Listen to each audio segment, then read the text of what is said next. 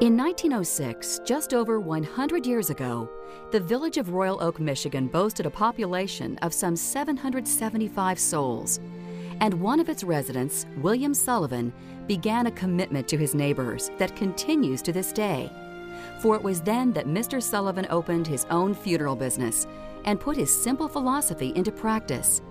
It is a philosophy that says, when a neighbor is grieving the loss of a loved one, you act with a compassion and a quiet dignity that tells that neighbor you will do all that you can to ease their burden at a most difficult time.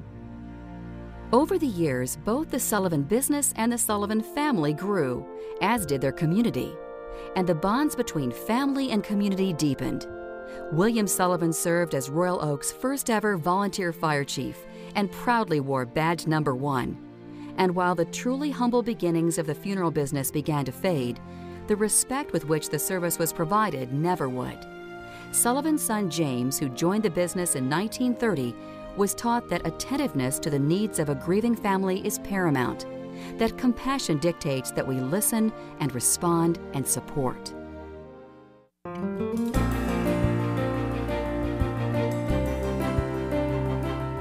The ever-growing trust and goodwill of our community enabled further growth and responsibility. And a third and even a fourth generation of the same family, always mindful of that 100-year legacy, lent their capabilities and willingness to serve. Another Sullivan location was added, a beautiful and dignified facility, this one in Utica. But while professionalism and responsiveness can last for 100 years and beyond, and while sensitivity to the bereaved should know no calendar, times and practices do change. And if we are to live up to our legacy of caring, we must be fully attuned to individual needs.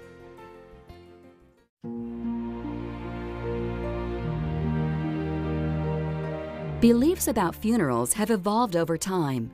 Today, it's likely that a funeral will focus on celebrating the life of the deceased, what it was that made someone unique. For that reason, it's just as likely that a service will be personalized with items that symbolize hobbies or pastimes or personal passions. But these changing practices don't change the fact that for some, a traditional funeral with visitation, a religious observance, a procession, and prayers at interment will always be appropriate. The important thing is, there is no right or wrong. There is only what's right for an individual family who've lost someone they love.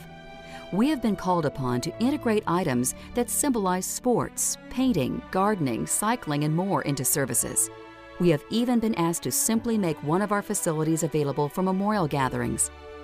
In cases like this, one of our professionals can act as facilitator, making it easier for those gathered together to share special memories and words of praise. How do we respond to these non-traditional requests?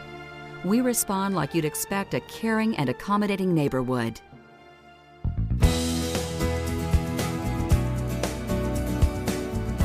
Everyone deals with the sensitive, inevitable topic of death in his or her own way. Some say, "My family will know best what to do when I die." Others come to us making all of their arrangements before the need arises. Some are most comfortable dealing with a funeral director who happens to be a woman, and military veterans want to know what programs and services are available to them. Whatever the case, the professionals at Sullivan have a 100-year legacy of responsibility to uphold.